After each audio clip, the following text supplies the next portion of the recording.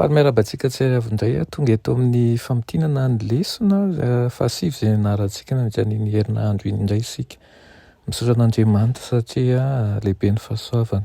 Ahafahantsika nandinika nianatra zava-baovao ary ihany koa nakasika ny lafin-javatra maro mikasika ny famitana ny hiraka izay nomen'Andriamanitra antsika.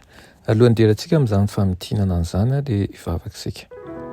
Ny Andriamanitra tsara indrindra mbola velom-pisaoranao izahay fa mbola nomenao an'izao fotoana izao indray ahafahanay mianatra ny teninao. Tompo, tombo hery eto ianao ary aoka ianao hanazava izany araka ny sitraponao mba ahafahanay misintona ny FDB ny lesona izay nanaranay nandritra ny herinandro iny.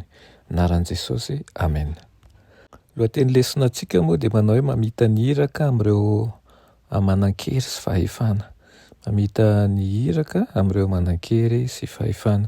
Ny tsenjery dia Matthieu 20:1-20 manao hoe fa inona moa sy ho azon'ny olona raha mahazo an'izao tontolo izao izy kanefa very ny ainy ary inona no omen'ny olona ho takalon'ny ainy. Misy olona toa ivelan'ny faribolan'ny hery manko miasa mangina avy amintsika. Olona manam-pahefana no resaka eto ary mety noho ny fahafany ara-toe-karena na ny toerana eo anivon'ny fiarahamonina. Ohatra hoe mpanjara lehibe olo io na mpanao politika malaza ihany koa na mpisehatra amin'ny sehatra goavana ihany koa. Moa ve tsy mahakasika azy ireo ny hiraka, izay ny fanontaniana apetraka avy hatrany. Moa ve tsy mila ny afa-tsy ny famonjena ihany koa ireny olona ireny. Mazava ho azy izany fa tena mila ny fahasoavan'Andriamanitra izy ireo. Tahaka antsika ihany koa ary mila mahafantatra ny mpamonjy izy ireo mampiasa mpino mahatoky sy toe-javatra manokan'Andriamanitra mba hanatratrarana ny vondron'olona miavaka io. Inona no ilainy ary ahoana no ahafahantsika mampiasa an'ireo filàna ireo hitarihana azy eo amin'i Jesosy. Tena nijery tantara maromaro isika amin'ny Baiboly izay mitovy sokajy amin'ireo olona ireo. Ohatra hoe Nebokadnezara, eo ihany koa ilay namana rehetra Nikodemosy, eo koa ilay tovolahy mpanankarena izay nanontany an'i Jesosy, dia eo ihany koa i Josefa avy Arimatia. Raha hijery mahakasika ny Nebokadnezara isika dia tsy natokana ho anavondron'olona voafidy marina koa ny famonjena. Mahafoaka ny olombelona rehetra ny sorina ho an'ny fanavotan'i Jesosy ary mazava ho azy fa anisan'izany ny mpanjaka, anisan'izany ihany koa ny filoham-pirenena. Saingy tena sarotra tokoa ny manatratra an'ireny karazan'olona ireny. Etsy ankilany ny toerana izay manome fahefana azy dia mety hitarika azy reto eritreritra fa tsy mila n'inon'inona izy satria noho ny fahalalany, ny fahaizany, ny harena, manana ny ampy ara-materialy izy sy ny faharatan-tsaina ihany koa dia afaka manatratra ny tanjony izy. Inona ary no nitranga nefa tamin'ny Nebokadnezara mpanjaka? Hitantsika amin'ny tantarany fa afaka mampiasa fomba manokana hanatratrarana ambony an'Andriamanitra izy. Voalohany dia nanandratra olona mahatoky toa an'i Daniela Andriamanitra eo amin'ny toerana misy hery sy fahefana mba ahafahany mampiasa azy ireo ho tetezana hanatratrarana an'ireo izay manam-pahefana ireo. Faharoa dia miditra an-tsehatra amin'ny vatana izy ampihetry ny firehariahany sy ny avinaviny ary hitarika azy ireo hanatratra ny fianteherany amin'Andriamanitra ary dia tena zava-dehibe tokoa izany.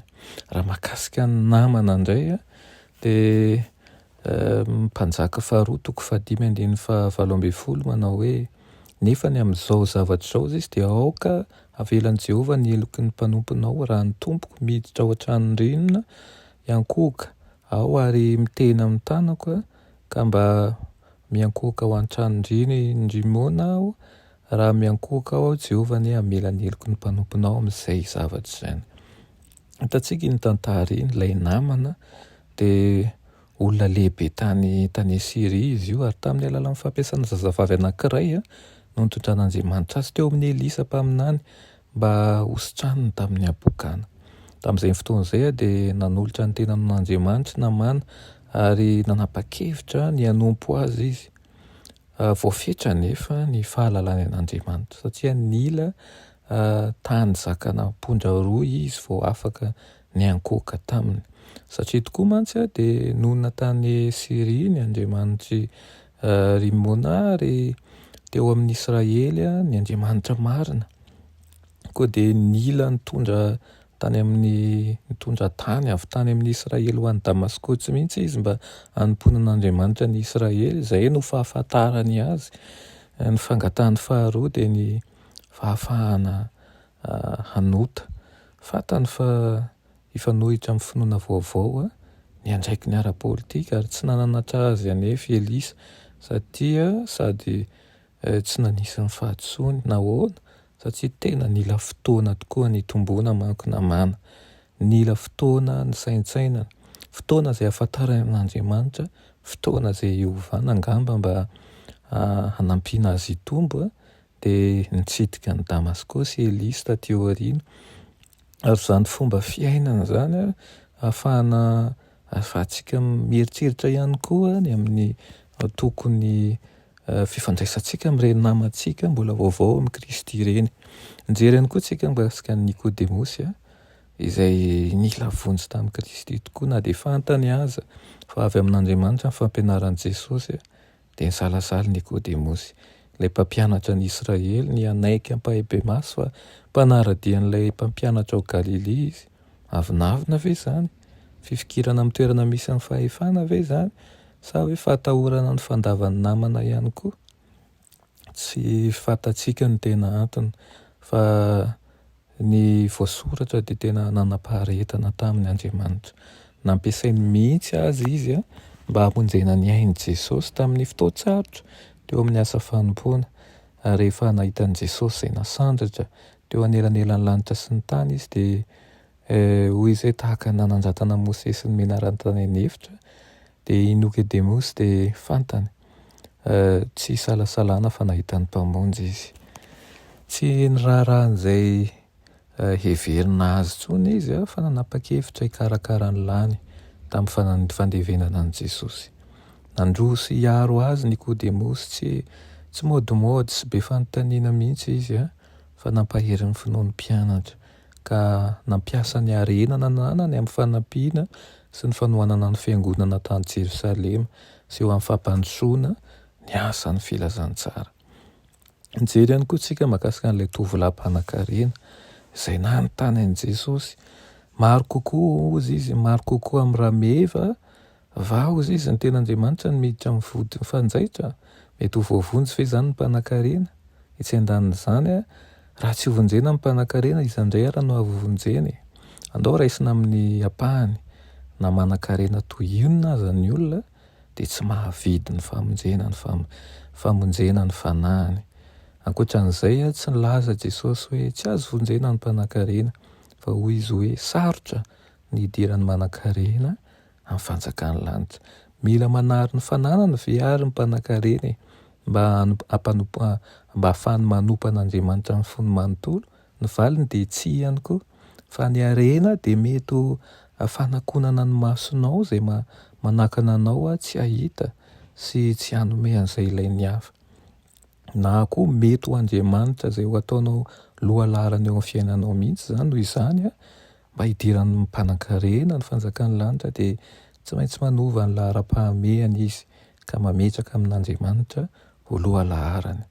Nanova ny lahara-pahamehany ohatra i Zakaiosy ary tsy nila nahafohy ny fananany izy vao nanolotra tanteraka ny tenany ho an'i Jesosy fa rehefa niasa tao amin'ny fanahy masina dia toka dia izy avy hatrany no nizara ny fananany. Nijery ihany koa sika mahakasika ny Josefa avy any Arimatia.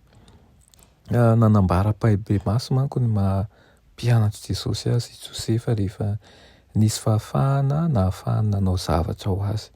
Tamin'izany fomba izany no nampiasain'Andriamanitra azy mba hatanteraka ny faminany Isaia. Raha tsy noho i Josefa dia nalevina tany amin'ny fasana hikambanana tany Jesosy satria tsy ho afaka nangataka tamin'ny Pilato mihitsy manko ny mpianany mba hanome azy ireo fatin'i Jesosy alevina. Ny fomba anankiray izay anatanterana ny hiraka ho an'ny mpanan-karena sy ny olona manamaha izy azy dia ny fanomezana azy ireo fahafahana hiara-miasa ao anatin'ilay iraka. Dia isika n'olona tetikasa fanampiana ho an'ny fiarahamonina ohatra, tetikasa izay hisy fiantraikany vantana amin'ny fahatomombanan'ny fiainan'ireo sahirana ohatra, ahatsapahana filahana fiara-miasa amin'izany ny mpanan-karena sy ny olona izay manana ny maha izy azy. Angamba mety noho ny laza na noho ny antony hafa, nefa angamba koa mety ahafahany maneho ny fanirian-te-hanampy, ny fanirian-te hanao zavatra ho an'ny hafa. Dia isika nome azy ireo fahafahana indray anjara ihany koa amin'ny zavatra tsara mba ho voakasika Jesosy ihany koa ny fon'izy ireo. Tiam-pamaranana dia ity lahatsoratra Madamo Haitiny amarana antsika azy, manao hoe ireo izay anisan'ny ambaratonga ambony indrindra ao amin'ny fiarahamonina dia tokony ho tadiavina, ampahalemem-panahy ary ampitiavana, mba ho karakaraina, ampiralahiana. Ny olona manana fiainam-panjara zany, mitana toerana ambony ao amin'ny fitondrana, ny olona mahay mandiny zavatra sy ny olona lalitsaina ary ny mpitory ny filazantsara izay tsy mbola nantsoina mpitodika ny saina amin'ny fahamarinana manokana ho an'izao tontolo izao, ary ireo no tokony ho voalohany handre ny antso. Tsy maintsy omena an'ireo ny fiaintsony. Betsaka ireo manana toerana ambony eo amin'ny fiarahamonina no mangorohoro ao anatiny sy mararirary any amin'ny zava-poana, maniry mafy any ahita fiadanany izay tsy hananany izy eo amin'ireo laharana ambony indrindra eo amin'ny fiarahamonina, nefa no misy an'izy ireo izay noana sy mangetaheta ny famonjena sy ny fahamarinana. Aoka anie isika mba ho fitaovana tokoa, fitaovana mahomby ampitana ny hafatra amin'ireny karazan'olona, sokajin'olona ireny. Ary aoka tsy hanilika azy isika, tsy ho kivy ihany koa manao hoe sarotra amin'ireo ny hitoriana sy handraisana an'i Jesosy, fa isika dia fitaovana ary ny fanahy masina no miasa amin'ny alalantsika. Vavaka isika, saotra anao izay rehony amin'izany lesona nomenao anay anio izany. Misaotra ihany koa izay mampahalala anay fa mila mitory amin'ireny karazan'olona ireny izay nangataka aminao izay mba hamboly fahaiza-manao, fahendrena ary koa toe-tsaina maranitra sy hendry, ahafahanay miara-miasa ihany koa sy mivonona amin'ny famitana ny iraka eo amin'ireo sokajin'olona izay manan-kery sy fahefana. Dia mety izy ianao hialoha lalana anay ao anatin'izany. Amin'ny anaran'i Jesosy, amen.